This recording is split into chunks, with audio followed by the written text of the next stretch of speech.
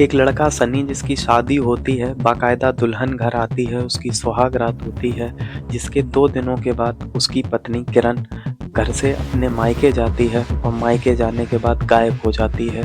उसके बाद जब छानबीन की जाती है तो पता लगता है कि दुल्हन भी फर्जी थी, उसके माँ-बाप और भाई-बहन सबके सब फर्जी थे। उस लड़के का काफ़ी नुकसान हो गया था। आखिर कौन था इन सब के पीछे, जानते हैं आज की इस सच्ची कहानी में। आदाब नमस्कार, मैं नाजिम सिद्दीकी आज आपको जो कहानी सुनाने जा रहा हूँ, ये कहानी आई है उत्तर प्रदेश के बागपत जिले से।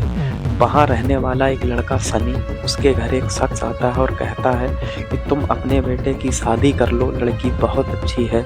लड़की का फ़ोटो दिखाया जाता है, लड़की का नाम किरण बताया जाता है और बताया जाता है ये लड़की दिल्ली की रहने वाली है।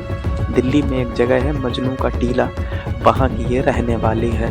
जब सनी के घरवाले उस लड़की का फ़ोटो देखते हैं तो वो फ़ोटो देखकर उस लड़की को पसंद कर लेते हैं। साथ ही साथ जो बिचौलिया राजू होता है वो उसी गाँव का होता है जिस गाँव का सनी होता है। वो सनी से कहता है मैं शादी तो करा दूँगा, लेकिन शादी कराने के एवज़ में मुझे 2 लाख रुपए चाहिए। इसके बाद सनी और सनी के घरवाले उसे 2 लाख रुपए देने के लिए तैयार हो जाते हैं। अब बाकायदा दिन तारीख तय हो जाता है। तय तारीख के मुताबिक सनी अपनी बारात लेकर पहुंचता है मजनू के टीला में किरण के साथ। बाकायदा एक गेस्ट हाउस में किरण के साथ उसकी शादी की जाती है, सारी रस्में होती हैं, सारे रिश्तेदार इकट्ठे होते हैं। उसके बाद दुल्हन विदा होकर ससुराल आ जाती है। अब ससुराल में आने के बाद जितनी भी रस्में होती हैं वो की जाती हैं, बाकायदा सुहागरात मनाई जाती है। उसके 1-2 दिन तक बहू बनी रहती है, यानी किरण। अब जब शादी को 3 दिन हो जाते हैं तो एक दिन किरण अपने घर पर कहती है, यानी सास ससुर से, कि अब मुझे अपने घर जाना है।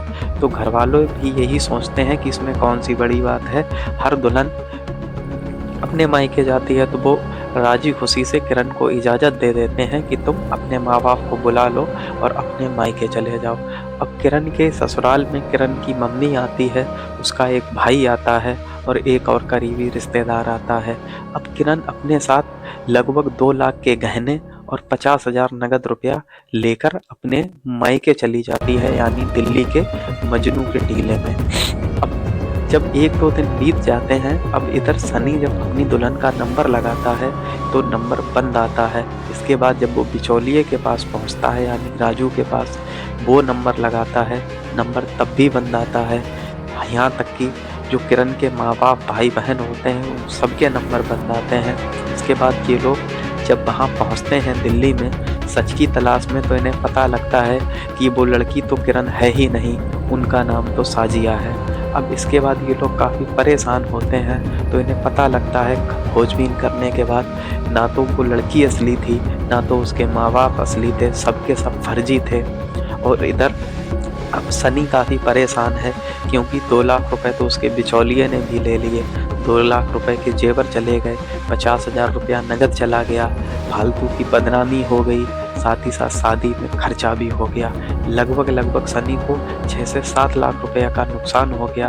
अब सनी काफ़ी परेशान है इस बात से लेकर कि ना तो दुल्हन ही मिली और पैसा और सोना चांदी भी चला गया। तो कहीं भी शादी करिए, कोई भी बिचौलिया हो, खूब सोच समझ कर, देखभाल कर, जान पहचान कर ही शादी करें। आज की कहानी में इतना ही। इस कहानी को लेकर जो भी आपके विचार हों वो कमेंट बॉक्स में ज़ाहिर करें। आदाब नमस्कार, जय हिंद।